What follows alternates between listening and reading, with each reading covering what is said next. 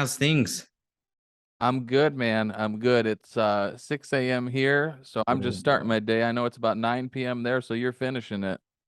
It's Yeah. wild the way the world works. I know. Who would have thought one day this could be possible?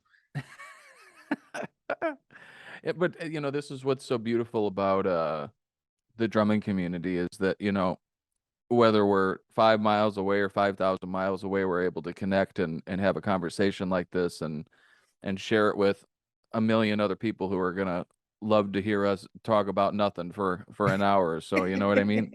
It's like Seinfeld for drums. It is, dude. It is. All we need is some slap bass now, and we're good to go. Yeah. Thanks for getting up, by the way, again. I normally I'm an early bird, dude. I got a new job where my hours now I'm working 7 a.m. to 3:30. So I mean, I might look. It's Sunday, so I'm like, but like normally I'm pretty up and rocking by this hour. Is that a big cup of coffee? It's water, and now it's all over my freaking shirt after that sip right there. That's a 6 a.m. sip, baby. What are you doing now, like in terms of work? Like, what's the day to day look like for you? Yeah, so yeah, I know this was one thing we wanted to touch on was, basically work, right? And what does it look like to be a drummer and to work a 9 to 5? So like what are you full time? You have a job, right? And then you play full time too, right? I'm not playing full time at the moment since COVID pretty much put a hold on gigging for me. I haven't gotten back, but thankfully I'm now doing a bit of recording, not full time. And I've had to start doing like some other non-music related work for now, but I'm still teaching drums and just basically working on original music for the time being. And that's a great way to bide the time through everything that's been going on the past few years. I know, there's a few guys and a few drummers generally that were so well prepared for that. Australian native Brody Simpson, I'm sure you know him. I think he's the northwest side of the continent. But Mm-hmm. that guy, killer drummer, and I think I met him in early 2019, and I think at that point he was just less than a year into really hammering on the studio that him and his buddy bought. And I'm thankful he started doing that then, because talk about being perfectly set up to work. You're just a few minutes from home, head into the studio. You can work all day through the pandemic to a world full of clients, even though you're not in a music town. And so Yeah. like, that kind of resonates with my story a lot. So you know, uh, you can, if you're Sydney, right? Sydney area. Yep. Sydney's a pretty big music town, about as big as I think you're going to get in Australia, right? Honestly, it was. I think now Melbourne is more the creative arts sort of area. Yeah, I forgot Yeah. that took over. But it's better than Cooper Pedy. So, um I feel like I'm in a bum little town like Cooper Pedy, where it's like, even though it's a little different here in the States. I've got Milwaukee, which is about 750,000 population. It's a decent town. And then Chicago, which most people around the world know, that's about an hour south of me. Hmm. And so even though I have those huge population centers near me, it's still difficult to uh, build a career in music. I was hanging out with Eman Cervantes, who plays with Andy Grammer, and John Wicks, who's with Fits and the Tantrums, the other night. And John's 51. He's been doing this a long time. Super nice guy. And last thing we do before I take off that evening, he's like, "Tim, I gotta ask you one last question before you go." And I thought, "Oh God, what is this gonna be?" And he said, "Why the heck aren't you playing drums full time?" And and I said, part of it is location. Um, It's E-Man. He lives in L.A. John lived in L.A. for a while. He was a Seattle guy, and he was really deep in that scene for a while. And now he lives since he's been with Fits and the Tantrums for a decade and a half, so he can live wherever he wants. He's in Missoula, Montana now. He's actually going to start teaching at college out there. But all these guys lived in music centers or live in music centers. So E-Man's when he's home, he's able to pick up studio gigs because he's got a home studio or a studio that's near his home, and he's able to pick up live gigs because it's freaking LA. There's music everywhere, and then he's got his tours with Andy Grammer. I can't do that in Kenosha. The only thing that I do have is the internet, and I have to rely on the internet to build whatever kind of business or personal brand that I'm going to build. And I think I've done pretty good with that. Um, for me, it's balancing, sort of studio quality audio with covers and stuff of songs that I like and playing it the way that I would want to play it. Mhm. And then the other half of it is the ridiculous comedy stuff because it pulls in more views, and that's another community building thing too. It's like Yeah. whether you're a drummer or the partner of a drummer or a drummer's freaking kids, you can laugh at a guy screaming the Macho Man lyrics and playing the drum set at the same time. So as it relates to what I'm doing now, so I worked a corporate job in the States from the time I got out of college till early 2019. It was about 5.5 years with a company called Uline. They're a big shipping and business supplies company, and that was a great job as far as giving me the money to fund everything that I do now. I was able to buy the drums I needed to buy to do this. I was able to buy all the recording gear, everything, the phones, the computers, the software, everything I was able to fund through that job because I was living in my mom's basement. Yep. Thought I'd be out by now, but I'm still here because, I saved up a bunch of money, left that job in 2019 thinking I was going to launch my music career at that point, and then my health took a turn. So I've been dealing with that now since about the middle of 2019. It keeps going up and up, so that's a good thing. Good. Um, Good.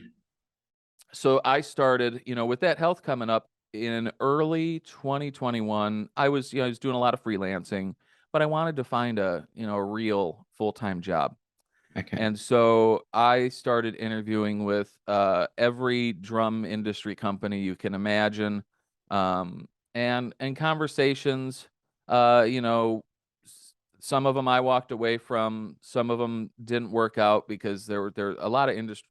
Whether this is one of the messages I wanted to send to people is if you're looking to work in MI in musical instruments, you have to remember a corporation is a corporation.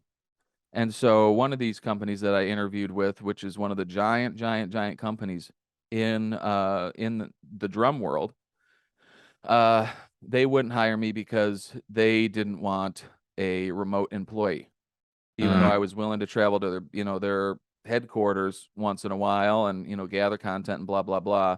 For a social media gig, they wanted someone on site. So kind of a bummer, but what are you going to do? yeah. Especially like considering the world has learned to live remotely, basically, like doing so much work from home. It's changed everything. So it is a bummer that, yeah, that was their reason. Like, Well, yeah, you'd think they'd get with the times, but what are you going to do? I'm not a billionaire, so I can't determine how anybody who works for me does anything. But so I continued interviewing, and then a recruiter reached out to me, and the stuff that I do marketing and copywriting. So a graphic designer, they do all the pretty graphics, and then I write all the pretty words. yeah, So, um, I think it was January of this year, 2022, Roland reached out to me. The V drums people, all the yeah, synths, and they own Boss. So any of the guitar pedals, amplifiers, they do a lot. They're a giant company with I think revenue sits around 650 million US dollars yearly. In drums, that's about as big as you're gonna get. You get any bigger than that, you're talking billion-dollar companies, Fender, really, there's your big dog right there. yeah. Some of these companies that branch out like that. So for just being music, Roland is huge. Yeah. And they have a worldwide base of employees, I think about 20, over 2,000 employees, and a lot of them are fully remote. So that felt really good, and I was presented this job to be a copywriter, and that felt really good, and had a really good time working through a writing exercise, pre-employment writing exercise. And I got into this job, and it was presented as one type of situation, my responsibilities, why I was being hired, and that sort of thing. Quickly, I found out the story was very different. Uh, I don't want to get into details or anything, but I'll just say that, what I learned during my time with Roland is that, again, a corporate job is a corporate job is a corporate job. And anything, whether you're working for a company that sells frickin' tires or drums or anything in between, any of these companies is going to have the same drama and BS that any other job is going to have, any other corporate job is going to have, Yeah. and or the potential for that. Can I So just, oh, yeah, sorry. go ahead, dude. Yeah. When you say, like, because I've worked in corporate stuff as well, not anything to do with the music industry. And I know you don't want to go into details, but do you mean like stuff like politics or just the Yeah, way politics and run? the interpersonal stuff. There was a lot of politics and interpersonal issues Yeah. there, and at no fault of my own. I know I'm a good writer. I've had my work proven for years through a lot of different clients, Hmm. and everything became personal, and I voiced my concerns to my manager, and didn't work out. Didn't work out in my favor.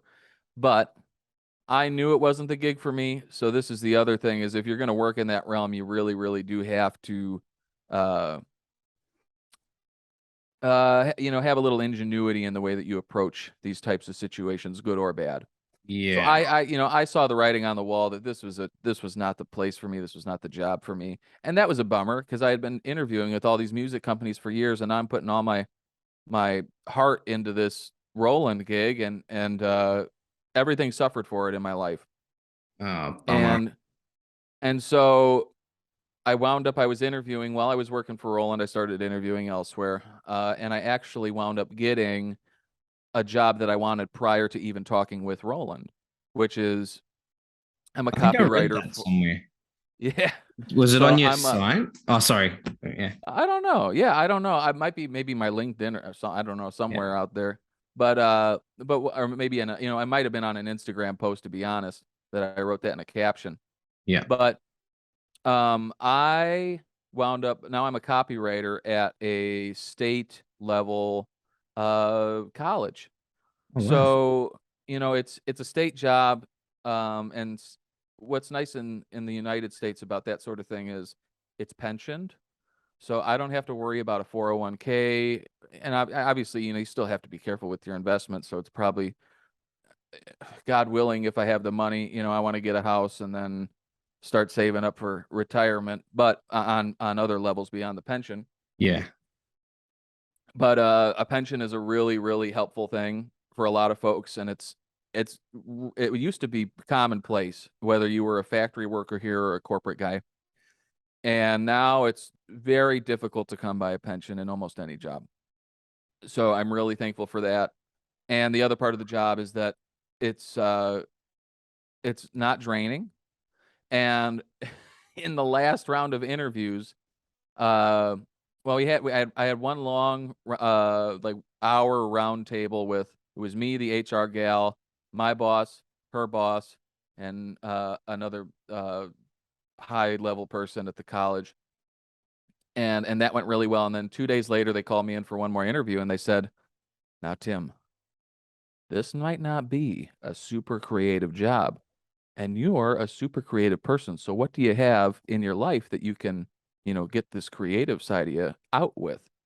And I said, "Well, I really like to work with drum companies and, do this, that, and the other, and the Instagram thing." And they were like, "Keep doing that. Keep doing that if you're going to take this job." Whereas with Roland, it was basically like cut all of it out. cut Oh, all of it wow. out.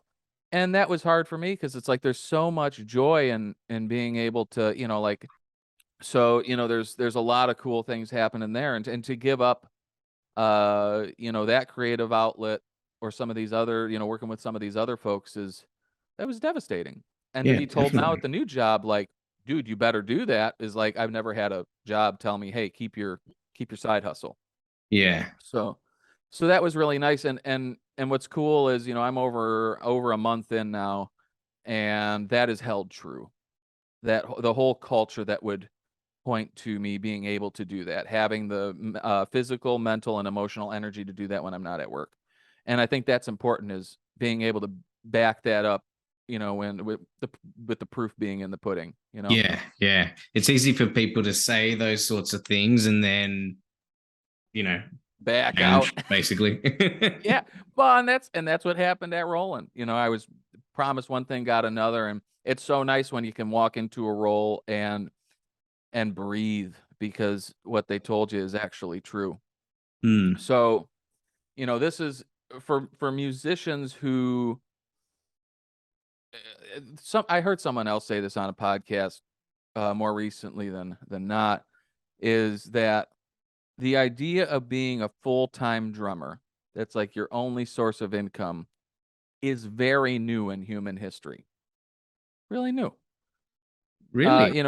Oh, I mean, for doing it full time in a capitalist society, that's tough.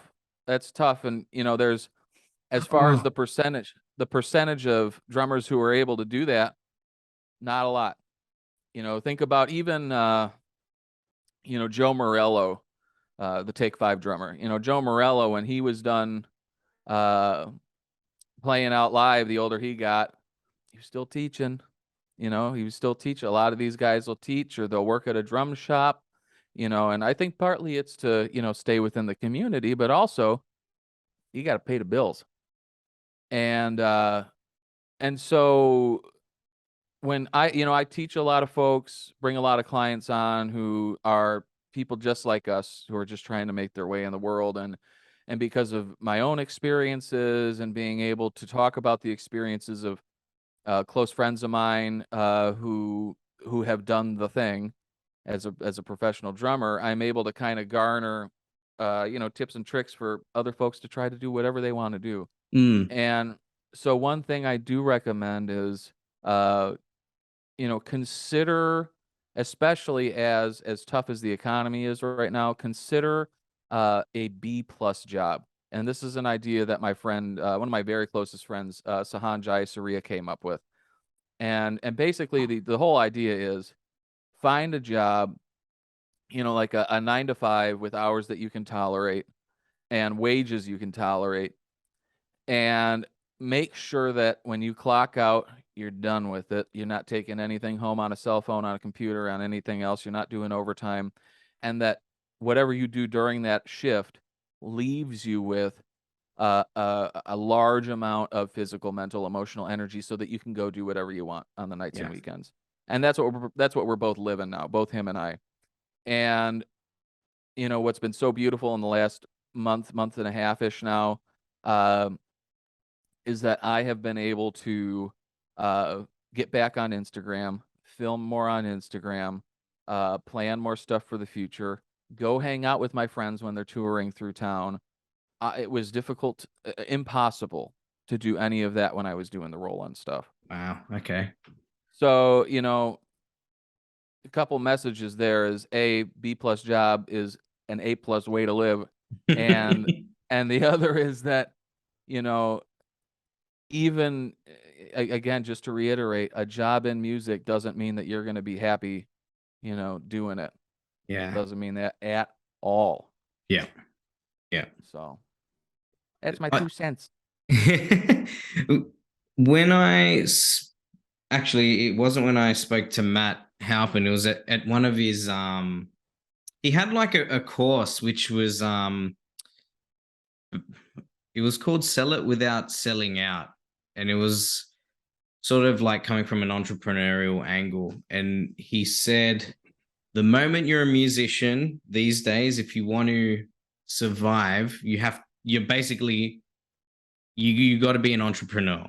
You need to be able to, like you said, either have another job or have other ways of bringing in money not directly related to music. Like, for example, the Periphery guys have like their coffee brand. Get Matt good was, drums. yeah, all that stuff. Yeah, and that's tough. I think what it is it's, somebody who I talked to recently was Kurt Biscara. Do you know that name at all? No, is So he a he's drummer big or? DW artist, and he's played on everything. He's played with Elton John, Tom Petty, Paul Abdul, tons of big acts. Yeah. And this is a dude who self-admittedly says, like, man, I got on the train at the best, like the last stop for the best outcome. Because, man, that guy, he did well doing live gigs and studio gigs Yeah. and didn't have to deal with social media. Because, when he really started hitting it, this was this is far before the internet. So, um, it's sad to see that route to a career is very different.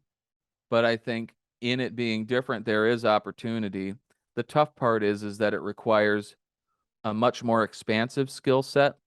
It requires a lot more capital, a lot more money to do everything that we need to do. Mm, And it's kind of sad that we have to commodify everything.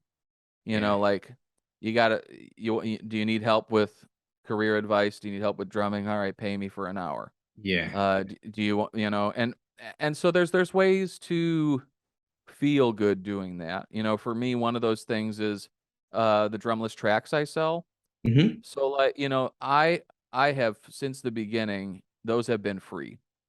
Hmm. And people pay what they want. And I have I have a lot of people that pay nothing. I got a lot of people that pay $1, which comes Yeah. out to about 50 frickin' cents after Bandcamp fees and PayPal fees. But then Yeah. I got people who pay 10, 20, 25, 50, and $100 for a pack. Yeah. And so the way that I look at the drumless tracks is it's a way for me to almost have like a tip jar online for whatever, whether it's I Hmm. answer, a question you have about drumming in a DM, or you just like my content, you can buy a pack and they get something out of it. They get these tracks that then they can go create with or practice to. And I think that's a cool way to kind of have a valuable exchange between two drummers online. Mm. Um, and so, that's kind of like now I'm at the point now I've made like hundreds and hundreds of cover videos, and listen, there's only so many freaking songs in the world I want to play drums to. So like, what do you do after that? So I'm trying to figure out what the next step is, and I think for me, I think I want to do what you're doing. I want to do a podcast. You Okay. know, I I think what's so beautiful about that is again, look, we're on different frickin' continents, and I'm at the beginning I'm at the beginning of my day and you're at the end of yours, and we're still able to connect and we're still able to talk in real time and we're still able to put something out to people across the world, about what we're talking about. And that's really cool. And I have, the last couple weeks have really cemented this idea in my mind, because like I connected with Kurt Biscara. It must have been 2-3 weeks ago now, and I had a missed Instagram audio call from him, and I was like, Kurt Biscara, this famous drummer, this dude tried to call me, and this got to be a mistake. I sent him a message. I said, did you really mean to call me? If you did, here's my number. Call me, text me, whatever. 5 minutes later, Kurt Biscara calls me, and he's like, dude, I just wanted to let you know I really love your drumming and I love your comedy. And there's something about, drummers who are funny and down to earth. And I love what you're doing. And it was like, Wow. this is a dude he did it. He did the thing. Tom Petty is one of my dad's favorite bands of all time. And this guy played freaking drums with that guy, and he played Madison Square Garden with Elton frickin' John, you know. So for a guy who's accomplished all of this in his life to unprompted just try to call me just to tell me that was amazing. And it's, it's the same thing as, it's the conversations I had with John and E-Man the other night too. It's like, this is one of the tough parts about the internet is, uh, when you're in your own little bubble, I'm here in, the middle of nowhere in Wisconsin. And, really, I'm just doing the same thing I've been doing for 7, 8 years now, which is sitting in my basement when I'm not, when I'm drumming, I'm sitting in my basement and I'm just making videos and I just put them out on the internet and there they go. And you don't realize how much of an impact that can have and who that's going to have an impact on. So having that call from Kurt was one thing. Sitting with John and E-Man a couple nights ago, inhaling pizza and having those guys, both those guys, John was saying, man, he was, both of them were very gracious in their compliments about my playing. And, it reminded me, it's like, man, I really do have a gift here, not only in, my ability to play this instrument and to use this instrument, but also in the ability that I have to build community around this instrument and the company that I keep as a result of it. And so I think for me, the podcast is a way to highlight voices I think that should be highlighted, to have conversations that like this, that are able to put something out in the world that might help somebody else who's trying to build a career in music. Hmm. And and selfishly, I think it's a way for me to, while I am here in the, in the middle of nowhere, I can connect with old friends, new friends, and everybody in between. And Yeah. that is so soul enriching. I mean, what has your experience been, I guess on that level with the podcast? Do you feel like, that it enriches your own life? Well, first of all, what I wanted to say is that the way Kurt reached out to you to call you and compliment your playing and everything that you do is the same way. Yeah, like the same way I felt when you messaged me. I was like, at first I'm like, this has to be like a fake account or something. So Frimbo from Freno. so I had a quick browse. I'm like, yep, it's definitely real. Like I thought maybe there was someone copied your account and or whatever. But so thank you so much for reaching out to me and making me feel good about what I'm doing. Because when you actually reached out, I was like overwhelmed at that time because I had just started working like a B+ job and I don't have any video editing skills myself, so I was busy looking for someone to edit the video, and I was just getting so like, I guess just overwhelmed is the word. And yeah, when you messaged me, I was like, oh, it was a nice reminder that people do appreciate this, and it told me I'm on the right track. So thank you. Like that, Mm. the what you described with Kurt is the equivalent for me. I appreciate that. That's really kind. I mean, but you've had conversations with famous dudes too, like Matt. Matt's a great example. So like, okay, I got a couple things here we gotta unwrap a little bit. So like, again, I want to go back to the original question is like, what do you feel you're getting out of this podcast experience for yourself? Like, do you feel like it's a burden having to do this, or do you feel like, man, this is what I need to be doing right now? The only burden in general for me is managing the various elements, like, this other job, plus my teaching, plus I really want to push the podcast. I really want to push my original music. So it's like, that's the burden, is trying to balance it all. But everything That's else always the individually, struggle, right? Isn't it? yeah, Balance. yeah. But no, like I get so much out of it because like I get to talk to amazing inspirational drummers. I get to learn a lot. I get a lot of inspiration from it. And then I just hope that others can benefit from that. And when I do get comments or messages from people I haven't spoken to, or like, I mean, I don't know, and they say, that was a great episode, or anything like that. That is, like, I know it's cliche, but like that helps give me more reason to keep going. It's worth a lot, dude. It's worth a lot. And I had the same thing when I was building my little socials, all my socials. I think this is the thing too, is what's so hard is again, we don't know who's watching and we don't know what they're getting out of it, Yeah. oftentimes. And that's difficult. You feel like you're just throwing something into the void Yeah. and there it goes. Yeah. But I think what's beautiful is it's tough and it's beautiful. It's just the slow build of everything, Mm. and there's an old saying that's like, you can become an overnight success in 20 years. Yeah. You know, Yeah. and I think that's what's yeah, I think that's even part of my story and the way that I'm building. I was making videos. I've been posting on Instagram, I think since 2013.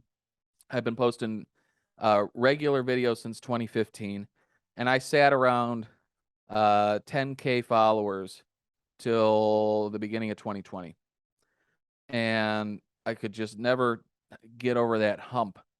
Yeah. And and it wasn't a bad thing because I still had, even at that level, I had a lot of really cool drummers following me and talking to me.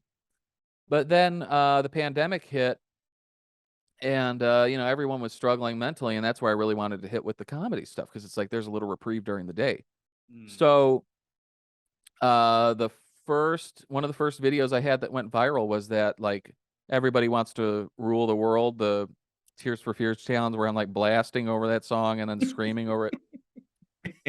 And that video got like 500,000 views, and I've reposted it a couple times since. I think the second time I posted it, it got 100,000 views, and now I think the third time I posted it, coming back after rolling, I got another couple 100,000 views. Wow. So I just keep getting mileage out of that one little video I made. And, in the last 2 years, that just that first post of that video, I netted, uh, what was it? It was like 15,000 net new followers in 2 weeks. Wow. And yeah, it was stupid. 10 or 15,000, just some astronomical number. And, then, now I'm up to about, I think, 36-ish, I can't, 6-ish followers, 36,000 followers. And it's continuing to grow. And I'm really, really thankful for that. But, gosh, what was I don't even know what the heck we were talking about. I lost myself in, We started with the oh, the slow question of build. what I get. Oh, yeah. Yeah. The slow build, right? It's like you're gonna the thing I think it's even harder with a podcast, because on Apple Podcasts or these apps or whatever, there's really not like a conversation you can have with listeners. Mm. You can do that a little more on YouTube with the video, and if you put clips on Instagram, you can have a little conversation with people there. Reddit might be another good one to post like clips on, because that's a really cool little community over there in the drumming world. Um and if you can hold out as long as I held out, I think you're going to do just fine, and build your own platform that you're going to be really freaking proud of in 5 or 6 years. Thanks, But Tim. it's just having the having the freaking patience to keep doing it for that long. Yeah. That's the tough part. I think for me, like, what I struggled with at first was that, like, I wanted to see some sort of instant not recognition, but at least activity. Sure. Yeah. But then I sort of just changed my thinking of, like, well, as selfish as it is, I'm getting a lot of this out. I'm getting a lot out of this myself. So I'm just putting it out there, and if people listen to it and get something from that, then that's a big bonus for me. 100%. And 100%. that'll help me sort of keep it going, rather than expecting some sort of outcome right now, basically. All right, so I've got a new job, you've got a new job. This changes the whole balance of what you're trying to build in life. So, like, how do you see this sort of dinner plate of activities you got going on, the teaching, the drumming, the podcast, and the day job. How do you see that changing in the future, everything that you do? You know, is the day job something you're going to hold on to for a long time, or is it, you know, what is that? What are you thinking for like your 3 to 5 year plan? Okay, so that's a really good question. And as you were talking earlier about like, you know, the B plus job bringing in money to fund everything else, I definitely want to get back into gigging, and I definitely want to do a lot more studio work. So I think all that's going to change in future is maybe the balance. The other 2/3 of the income producing activities will be recording drums and playing live, hopefully, when Oh, I and can kick that's that. the beauty of the way that you're looking at this is, I think, is something that people should consider, because I think a lot of people, when they dream up, you know, what are the next 3 to 5 years going to look like, they have such a rigid image in their mind, Yeah. and when anything tends to waver from that path, you know, you either get scared, sad, or really angry about it. And Yeah. having you know, a sense of fluidity in the way that things can look, and that sort of thing, I've had to learn that a lot with through, you know, sort of the health stuff I've been through in the past 3 years, because I couldn't depend on my body at all. And I think gaining that flexibility Yeah. is key to just remaining happy with whatever the heck turns out over the next few years, you know? Yeah. Um, you might not want to go into it with in detail or anything, but what was like, how did you combat the health stuff? What did Oh, you sure. Yeah. I mean, for me, it's just uh figuring out new ways to and better ways to improve my energy, uh and that sort of thing. And then there's the mental end of it too. I meditated every day for a long time. Yeah. Um I One of the things I like to do is just stick to the basics. And for me, the basics are, I need to walk recreationally, because that's almost like meditative for me. Mhm. My partner and I'll go for a walk, and we have, you know, good conversation during those walks, or I'll walk by myself, listen to podcasts, listen to music, connect with friends on the phone. Uh, Another one of my basics is just being able to drum. You know, there are some periods in life where I've not been able to drum, and it's tough. It's literally just tough on me, because I think it's, as much as it's uh it's so many things. It's like it's an emotionally cathartic act. It's a physical, you know, get the aggression out or whatever, sometimes Yeah. whatever emotion out, you know, it's so many things. And you know, it's even to the point where there's been a few days uh in the last year or so where my partner, they'll go, Tim, you go play drums right now. Just go. Yeah. So, you know, they know. And then, so I got, you know, walking is one of the things I got to do. Drumming is one of the things I got to do. And then, you know, it's, eating right, you know, obviously sometimes you got to enjoy food. I'm not a stickler on that, but you know, just trying to get better and better with it. And that's the last element, is just trying to improve, and never stopping to improve. Because I've got, um, basically it's like, uh, severe hypogonadism, which means my balls quit working, Oh, and okay. quit pumping out testosterone. So I had, you know, hormonal issues, and so, you know, I'm replacing the testosterone now in my body, since my body can't keep up with it. And and then I'm taking a few other things, and always working with my specialist to say, like, well, what other options do we have? Are there new things we should be looking at for energy, or for this symptom or that symptom or the other? And Yeah. you know, I'm trying not to ever settle until I get to normal again. And I know that's difficult with chronic illness or disability, because you're never normal again. But just always fighting for better, and celebrating every win, And even though I'm very bad at it, doing my best to deal with every bad day, you know, and trying to just be thankful for whatever run of good days I do have.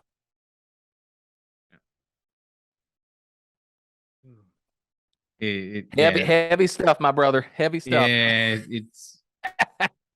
uh, it's hard to hear, but I mean, health stuff is hard. This is just how old are you? 32. Yeah, me too. Yeah, So, you know, it's like at our age, everything starts to break. You know, I don't know about you, but my freaking knees are garbage. My back's starting to hurt, you know. I've been drumming since I was 15, and I was a heavy, heavy, heavy-handed death metal drummer when I was a kid. And my shoulders feel it now. Really, you know, it's like, you know, everything's starting to just get a little tougher, but uh, you know, again, that doesn't mean doesn't mean there's any reason why you have to quit doing anything you love or anything like that. It's just to continue to reimagine ways in which that you can do things. You know, yeah, I don't I don't play death metal anymore.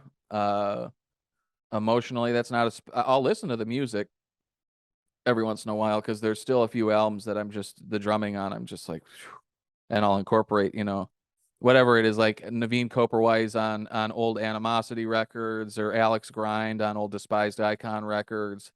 And some of these fills and riffs and stuff that these guys are playing, it's just like, man, I mean, it's perfect content. Even though it's death metal, I can take it out of that context, put it in pop or whatever, and use it. But yeah.